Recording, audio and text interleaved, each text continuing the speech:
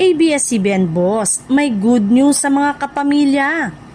Isang malaking balita ang umiikot ngayon sa industriya ng telebisyon matapos kumpirmahing matutuloy na ngayong 2026 ang paglipat sa planong bagong studio complex ng ABS-CBN sa San Jose del Monte. Para sa maraming kapamilya, isa itong malinaw na senyalis ng tuloy-tuloy na pagbangon at pagpapalakas ng network.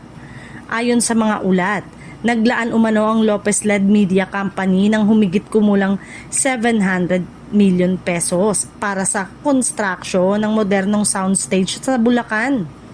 Sa unang yugto ng proyekto, target maitayo ang dalawang malalaking soundstage na may lawak na tinatayang 1.5 square meter bawat isa.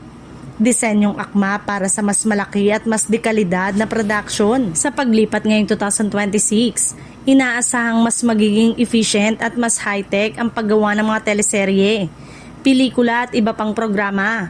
Layunin ng bagong pasilidad na makasabay sa global production standard, lalo na't patuloy ang paglawak ng digital streaming at international distribution ng kapamilya content. Sa kabila ng mga hamon nitong mga nakaraang taon, patuloy na nagpapakita ng determinasyon ng network na palakasin ang content production nito.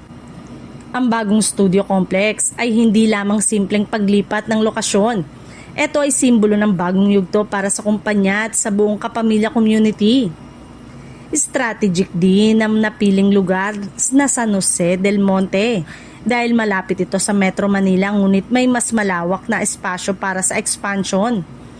Posibleng maging bagong production hub ito sa mga susunod na taon na maaari ring magbigay ng dagdag na trabaho at oportunidad sa lokal na komunidad. Sa kabuuan, ang tuluyang paglipat ngayong 2026 ay tinuturing na malaking hakbang ng pasulong para sa ABS-CBN. Isa itong patunay na sa kabila ng lahat, nananatiling matatag at handang mag-evolve ang Kapamilya Network para sa mas maliwanag na hinaharap.